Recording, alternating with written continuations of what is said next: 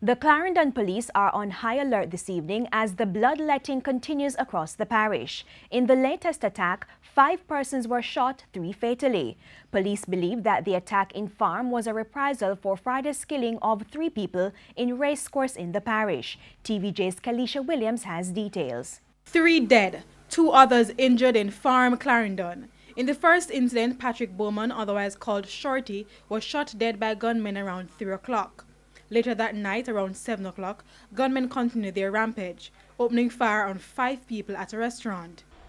What we are understanding is that his son, Nicoy Bowman, has been accused of killing the 6-year-old Timothy Basaraj yesterday afternoon. Shadiq Brown, otherwise called Bookie, and a man known only as Wani were killed. The injured persons are now nursing gunshot wounds. When the police responded to that incident, they say gunmen in Farm engaged them in an intense gun battle. And these criminals inside the space of Farm continue to use the darkness sometimes and the bush to carry out various attacks.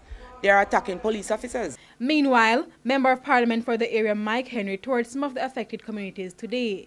He's reassuring residents that more will be done to address the crime situation. Costas and I met this morning. I have just got back. I'm going to be calling the Commissioner. I'm going to be speaking to my colleague, National Security Minister, because this has all happened, I understand, since soldiers were moved out of the area.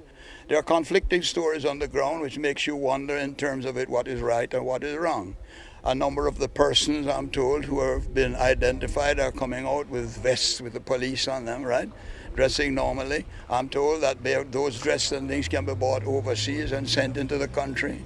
So that there are issues that we have to address against the evidence that relates to the phone that we have in the other areas that we're failing socially to address. In the meantime, a licensed firearm holder shot and killed an unidentified male on Glenmere Road sometime after 3.